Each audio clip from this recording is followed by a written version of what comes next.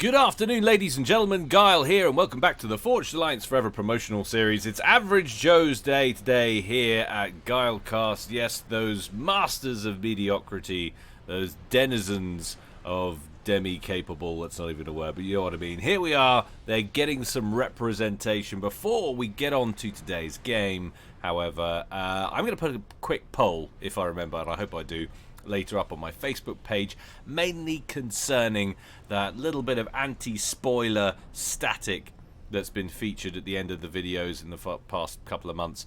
Some of you love it. The reason I put it up there is because so many people have been asking for it on the sly, but some of you can't stand it, and I mean there's some real vitriol based around it. I'm not quite sure what's going on. Some of you actually think it's unintentional, like I've received some kind of brain injury in a freak canoeing accident and somehow lost the capability to press stop recording on OBS. I promise you that's not what's happened in the slightest. It's deliberate, and it is there so that people, while you're watching, you're not 100% sure essentially when the video is going to end, and that means it could end at any minute. Anyone could die. That's the idea behind it. But anyway, I'm going to put a poll up on my Facebook page later on today, and we are going to settle this issue once and for all. So hopefully people on both sides of the fence can stop whinging at me, because I don't like it. If you don't have Facebook, don't worry, because essentially life is less interesting when you worry all the time, isn't it? It does mean you won't be able to get involved in the poll, but I'm just saying, don't worry about it. Cool, on to today's game. It's going to be a custom 6v6, because those 4v4s and 5v5s are just passé. We're going to get it down with some major ACU death action, and said action is going to take place on adaptive Canis River. I'm ready, you guys are ready, and the huge quantities of average Joes playing in the same game are ready. So let's go on over to the game zone and see how these guys are going to get on. Cheng! Ka-ching. There we go. All right, we know what we're doing here. This is Team 1 up here at the top. This is Team 2 down here at the bottom. Going first for Team 1 up at the top left in electric blue, we have Hambart. He's going Seraphim, opening first land. To his southeast, we have Drug in elephantine grey. He's going UEF. How very sensible, opening first land, straddling both the Hydro and the mechs for adjacency bonus there. Team member number 3 for Team 1, it's Kalitos in Vivacious Violet. He's going Seraphim, opening first air. How very interesting. Next up down here in Ferrari Red, already on the move with his comm, it's Derby 1985. He's going Aeon, opening first land. Last but not least for the main pack over here, it's Shez 1985, another UEF, this time in baby blue, opening first land. And last but not least, over on the plateau in the far right, it's Immortal 312, going Seraphim in mellow yellow, and he went first land. Let's take a look at Team 2 down here at the bottom. Already leaving his base is Butt Kicker in that horrible mustard yellow. We still, can you believe it, we still haven't decided on these new colours and what we're going to officially designate them, so they're probably going to change from game to game. But Butt Kicker down here, it's because it's only in these large games people choose these revolting colours, because there are none left of the good ones. He's going UEF, opening first and second land. Next up, team member number 2, it's an Aeon, it's spacing, he's gone first land, going second air. Team member number 3, also going Aeon, this time in Spetsnaz green, it's Latch Salter, he's going Aeon, opening first air. In baby pink now, our first Cybrin of the game, Spectrum, opening first land. Last of the main pack for Team 2, it's Cough Noob, he's going UEF in Pontiff White, opening first and second land. And last but not least of the entire bunch, over here in Combat Green, it's Occident, he's going UEF again and opening first land. I'm not going to break down all of the, well, I suppose we can, just using the icons up here. So we've got for Team 1, 1 Aeon, 3 Seraphim and 2 UEF, and for Team 2 we've got 1 Aeon, 1 Cybrin, sorry, 2 Aeon, 1 Cybrin, and 3 UEF. So there we have it. Game quality's at 94%. Well achieved. Well balanced for 12 people. That's pretty good going. That's definitely what we consider to be a balanced game. And hold on to your potatoes, ladies and gentlemen, because I'm telling you now, you are forewarned. I am going to miss some stuff in this one. There's going to be a lot of death happening a lot of time. So up at the causeway, down on the bottom side of the map, we've got Latch Salter and Spacing moving forward. Little bit of fracas going on between some early scoutage on this side of the map. Butt Kick has moved up the eastern edge. Slightly different trajectory there for Hambard on the opposite side of the map. He hasn't gone right down the plateau. He's coming closer to the river. Couple of upgrades kicking around the place, or at least one happening at the moment. That's the gun damage and range for Drug. Incidentally, we should probably mention about the average Joes. We have one pro resident today, that's Immortal. Everybody else is below 1500, and some by a considerable amount, especially Butt Kicker there on 700, languishing down there on 3 digits. He will have to prove himself in this arena or get carried, one or the other, should his team wish to emerge victorious in this one. A couple of tanks having a little ruckus there in the... It's not really a jungle, is it? In this desert, some kind of weird prairie with trees.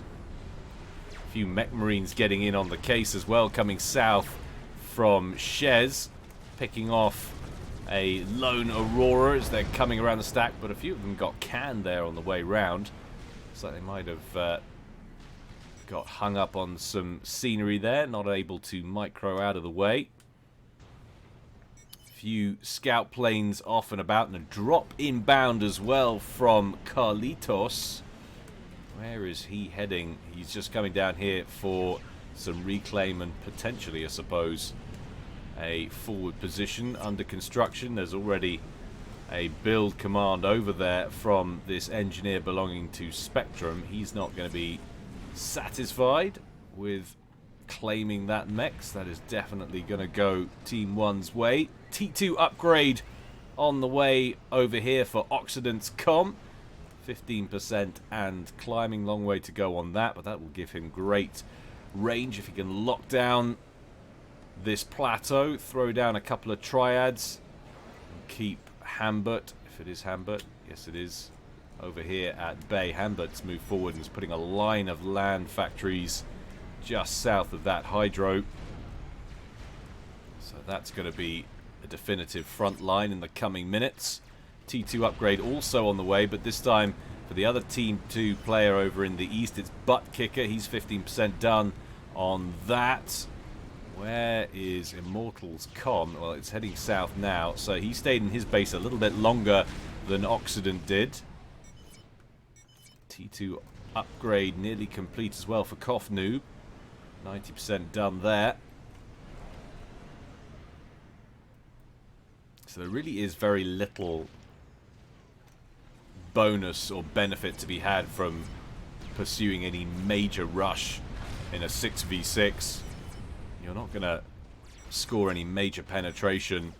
To take out one player, force them back, you're going to get flanked by his teammates who are undoubtedly going to be close by. So the early couple of minutes going mostly into establishing territory and building up eco. Derby's going to... Is it Derby or Derby, I wonder?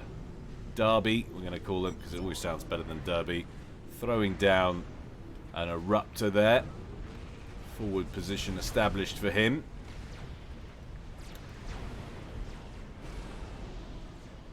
Occident completed his T2 upgrade. No PDs operational up there though as yet. T2 upgrade on the way as well there for Hambart. So 2 upgraded comms right next door to each other facing off. Plus, of course, Hambart's going to have that majorly dangerous reinforcement point with that line of T1 factories we saw him building earlier. But it looks like Shez 1985 potentially on the move here.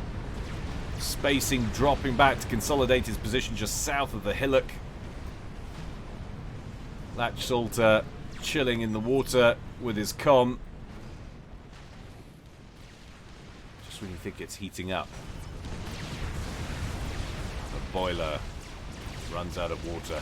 Drug advancing with his comm all by his lonesome. Zeph Amp and Nano upgrade complete on board that chunky looking comm.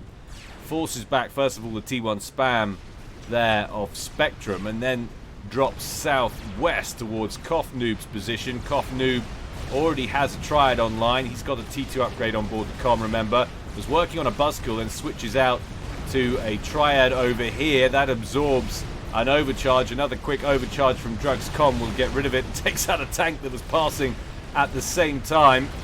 Occident, meanwhile, has advanced forward, tried to get a little bit of PD creep going on there, but he's run straight into the T2 point defense range there of Hambart, and of course that T1 spam. Meanwhile, Kofnoob dropping back, Drug standing his ground, about to take out that other T2 PD with a little bit of help from the T1 spam of Hambart. Down it goes. Occident dropping back down to below 50% health. That's gone, I would say, rather badly there for Team 2. Let's have a look over in the east. Shield online with Butt Kicker's com sitting comfortably underneath it, and he's currently probing the defensive accompaniment of that plateau there belonging to Immortal 312. Back over at the river, spacing and Latch Salter holding off Derby and Shez 1985. Mainly it's T1 spam with probing attacks, sort of skirmishing backwards and forwards. It's an awful lot of T1 artillery in the pack, so plenty of micro. Should be able to keep this spam under control. Spacing looking the more damaged of the two. 7,700 hit points, excuse me, on board that com. And that dual ACU action tidies up the entire forward vanguard of Derby's army. In fact, it looks like he's preparing to abandon his forward position as spacing and Latch Salter start surging forward with a huge quantity of fecal brown. Did we even mention? We never even mentioned him. Never even. Did I just skip him altogether? I'd certainly missed his color. Yes, anyway, he's going fecal brown, and there's an awful lot of fecal brown up in Derby's face right now.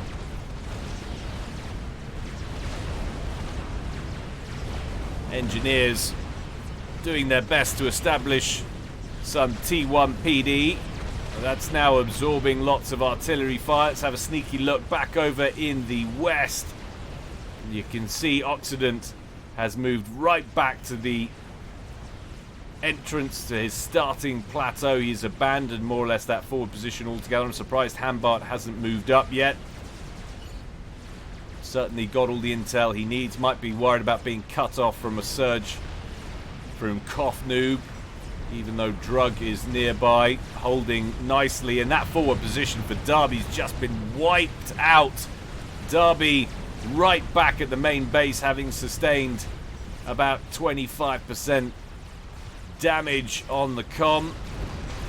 Immortal's taken a lot of hits as well. Remember, this is the highest rated player in the game. He's down to around just over 25% health on around 4,000 HP total. He's going to get some assistance from Shez, who's coming in with his com. Zeph Amp equipped on board that ACU. Cheeky attempt at a run by, meanwhile, from Spectrum, trying to get in towards the more sensitive areas of Team 1's base. Only one Mantis, and even that is badly damaged, is going to get any penetration. Whole lot of engineers looking very vulnerable, but I think a quick reclaim would deal with that. But what have we got here? A whole load of Mercies going after Hambart. Oh, and another couple just lagging behind. Boom, baby. Hambart, the first to drop out, and he's not happy about it there. Mercy sniped. Very well done. Didn't even see who that was from. I think that was from Latch Salter. He is Aeon, so yeah, that would make sense. Latch Salter takes him out with an early snipe just under 12 minutes, and that will help Occident breathe a sigh of relief. He can now feel comfortable to roll forward. And of course, no fairies were harmed in the making of this video. Full share is off, which I'm sure is very good news for at least half of you. There's another half out there who are crying about something. There always is.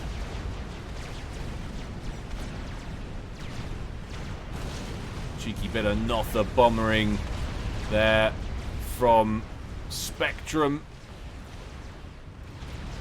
A couple of T1 units threatening the main base there for spacing.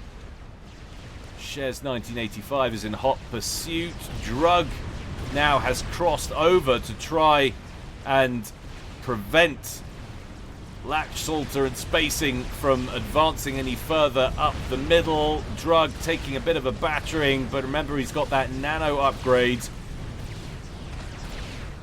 Probably afford to switch up to some of the T1 units and then go toe-to-toe with the Com. T1 units now on the field for Koth Noob. Would you look at that push with Drug moving to the center over here. That has completely voided this area and allowed Team 2 to press, but in comes some gunships, some stingers latching onto Spacing, who's immediately heading with Latch Salter for the river, and they were nice and close to it, so no real threat there, but it does allow Drug a little bit more space to operate. Shez 1985 trying to riposte, along with Immortal, who's abandoned his position in the top right and headed towards the center. This is definitely where the major threat has been lying or laying for the past 5 minutes or so. Couple of Vulthus out for Carlitos, along with Anotha. Handy to counter that spam. It's just tidying things up for Team 2 on that side of the map. Koth advances forward, has a new fire base under construction, shield accompanied. Pretty comfy, and Occident's actually pretty happy just to sit in his base with his Com and expand with conventional forces. Well, why not? Oh, once again, those stingers in operation, though, for Drug going after Latch Salter. And in fact, Drug standing right next to Latch Salter under the water, shadowing him so he doesn't lose sight of the Com. And he's even bringing out the torpedo bombers now to try and force Latch Salter out of the water. That volley of torpedoes is going to knock him down to, wow, look at the damage, knock him down to around 6,600 health. He pops out of the water for the second. Out come the gunships, and they lock onto the Com. Latch Salter thinking he's probably under the water, but he's not. Has to take a few further steps to submerge the Com, but he's absorbed a lot of damage there. 1,800 hit points. And now another round of torpedo bombers might do it. Indeed, they're circling back around. Latch Salter could be the next to go. Boom, baby! 15 minutes almost on the nose, and this time it's Drug from Team 1 who is the scalpist and levels things up. It's now 5 versus 5. The game remains close. Immortal on the pressure now, advancing forward with assistance from Shez 1985 spam. That group of units is going to get well and truly sandwiched, though. Spacing bringing out his Com, taking a lot of damage. He needs to drop back, but he has got access to T3 tech. There's a Harbinger back here just blapping T1 tanks galore safely from out of range. We've also got assistance coming in from the east from Butt Kicker. And surely Immortal is going to have to call off this attack. He's got the gun upgrade. He's got the nano upgrade on board that Seraphim Com. Could do with overcharging that Harb. Taking a lot of damage here, though. In come those stingers once again from Drug, but this time there's a lot more flak on this corner of the map. Going after Spacing's Com, but they're not going to score a kill here. And Drug has moved down the river under the water and emerges just to start firing into Spacing's Com and some of that T1 spam. Immortal, though, going into the red, needs to be careful. In fact, he better drop back and do it quick, or he's going to be the next one to exit this game. Darby, meanwhile, has moved forward as well and starts work on a torpedo launcher to give his friendly ACUs a little bit more breathing room in the water. In come those torpedo bombers once again. This time they're going after Spacing's Com, and now he's in the red. Can they score another volley before he exits the water to the south by the causeway? They're going for it, but I don't think they're going to make it. Spacing just gets out of the water in time. No more gunships left. Remember, they just got vaporized in that last attack. Drug and Derby pursuing. Did Derby finish that torpedo launcher? No, he didn't. If he did, it got destroyed. Spacing is well and truly out of there now. Regenning as we speak. Drug pops his head above the water ill-advisedly for a second before dropping back once again. There's a lot of unfriendly units in the area now, although we have some T3 siege tanks turning up for Immortal. So there's some T3 parity being achieved in this area of the map between the two teams. Still 2 Harbingers versus 1 siege tank. There goes the siege tank. Those 3 ACUs getting work done with assistance from Immortal spam. But all the same, they are looking a little bit isolated. T1 spam from Occident up here in the northwest, meanwhile getting countered by the Volthus of Carlitos. And I heard Occident mention a nuke, and he's got an operational nuke launcher online, and almost everything besides building more kennels is going into constructing that nuke. Have they properly scouted it? No, they haven't. They can make a few guesses about that unit build-up down there and what it means, but they haven't scouted the nuke, and as such, that could definitely take somebody by surprise. Carlitos is in his base with his comm. Shez is in his base with his comm. Everybody else out at the front line trying to hold this show together. Immortal with that nano upgrade looking healthier. So some lovely pressure work from Team 1 and their comms. But that nuke on the way could be truly terrifying. Attack missiles being launched from the firebase over in the east by Buttkicker. There are, however, ample TMDs in Immortal's main base to shoot those missiles down. No major threat there to him. Immortal and Drug and Derby once again thinking about attempting a breakthrough, spacing with that T2 factory up front and another 5 T1s. Causeway's loaded with nasties though.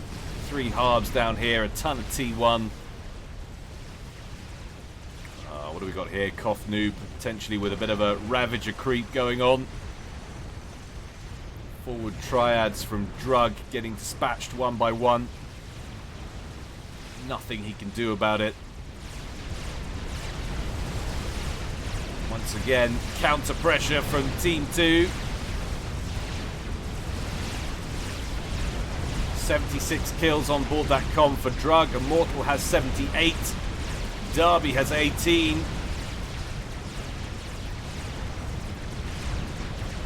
Spacing says ETA on nuke. That's a very valid question, and it's almost ready. This will throw the proverbial cat amongst the proverbial pigeons. Nuke ready. Silo doors open. It's away. Oh, this is going to ruin someone's day. It's going over here, and there's 2 ACUs in the area. Shez is at least moving. Carlitos on a fag break, it would seem. Oh, man. That's coming straight for your face, and you don't even realize. Carlitos is going home in a body bag. Or at least some kind of ash receptacle. That's the end of his base and his comm. And Team 1 go a man down once again. Drug taking fire down from some bricks over here belonging to Spectrum. Needs to deal with those with some overcharges. Immortal gets in on the action as well. There that goes. This causeway is slowly being dismantled, though. Lost the forward factory, and I think that might have been, if not T3 upgraded on the way to T3. Another round of gunships coming in from Drug. This time they're broadswords, baby, and they're locking onto Spacing, who's got nowhere to go because that's so much damage. What is it? Looks like about 8-9 with some more broadswords coming in from Shez. Ah, it's a beautiful snipe. Spacing's down. They're going to move on and pick off someone else. Butt kicker down here, hurriedly trying to create some air cleaners, but it might just be a little too late for that. He does have some mobile flak in there, I think. You can hear it firing from somewhere, but there's so many T3 gunships. One shield gen protecting Butt Kicker. That collapses. Butt Kicker's butt now exposed. Drops to 50% health. Gets below another shield. Shield's not going to last long. Bit of sensible prioritization from the broadswords wouldn't go amiss. He's now without any shield coverage. He's heading for the water, but it's going to be a very slim opportunity to make it. He's not going to make it. Another player down. It's level once again. Immortal, Darby and Drug now pushing Spectrum's forward position by the river. Spectrum's going to have to drop back. There's a lot of incoming pressure, and he was working on a megalith as well. That unlikely to be created or completed. And scarily for Team 1, we're nearly ready on another nuke now for Occident. This game is a proverbial ping-pong match of ascendancy. Drug needs to be a little bit careful. Yes, he's got the nano upgrade, but he is not particularly healthy. Siege tank and Ilshivas rolling in the front door, going after Spectrum's base.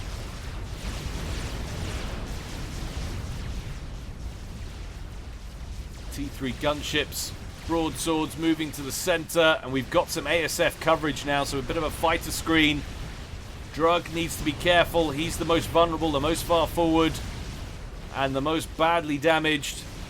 Those units for Immortal breaching in to the main bases now. Kofnu providing coverage. There goes another nuke. Where is it headed? This time it's going for Drug's main base. And Drug's ACU has been locked onto by Occident. That might have been a waste of a nuke if they can score a kill here. He's going to get under the water. Comms safe for now, but you know what? His base sure isn't. Oh, man. Kaboom! Drug finds himself wounded and baseless.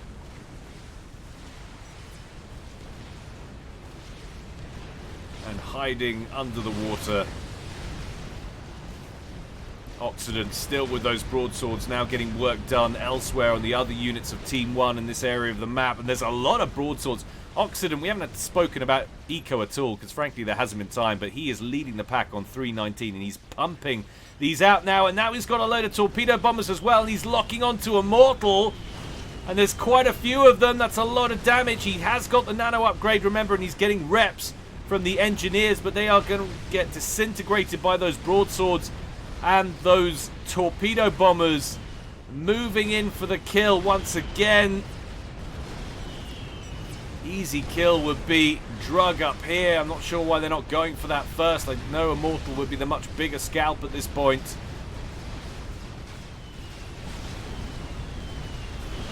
Immortal trying to get some flak online in the water, says, you know what, T1's the way to go. I haven't got time to try and complete that T2. There's more torpedo bombers being produced all the time, and he cannot tank the damage with that nano upgrade. He's going to bow out at 25 minutes and 41 seconds. And Drug control case is calm. He knows he's not going to make it back to base. In come those broadswords. He's down and out. Will Darby try and make a go? In fact, the explosion might take out some of those broadswords. No, they are just too chunky. Darby now trapped under the water with torpedo bombers coming his way. There are some Ascendants rolling in, though. Do best to try and kill the Ascendants with the broadswords and pick off the comm. I'm surprised he's not going for it there. That is a definitive kill waiting to happen. Unnecessary caution in my mind there from Occident. But still, they don't need to push a bad situation. They are a man up with a third nuke on the way and nearly done. Pretty much all of his ecos being funneled into there right now. Occident really has claimed the game, I think, for Team 2. Derby snagged coming out of the water, and he goes down as well. What is that? 3 scalps or 4 for Occident? Certainly a large number. And that leaves Shez 1985 all by his lonesome to get nuke. And speaking of bad nukes, that's a pretty bad nuke right there. Spacing. Hating on his team member, the guy who's actually won the game for his team. Always nice to see. Does it really matter? He's done all of the work in this game. Where is Shez's comm? Languishing up here in the river, observing the nuke connect with what used to be his teammate's base. Now just a slightly larger crater of cinders.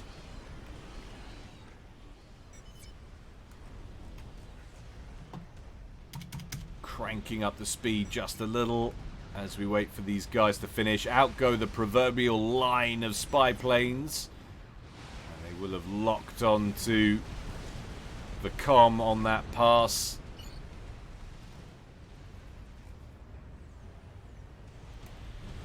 To get the spy planes back over the top. There they are. And there's the sonar signature from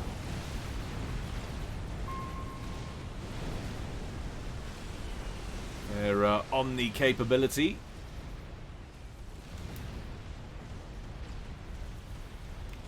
Torpedo bomber's relatively useless while he's sort of standing on land. Bit of T1 anti-air under construction. Trying to protect himself from the skies. All futile at this point, of course. Spiderbot complete. Monkey Lord inbound.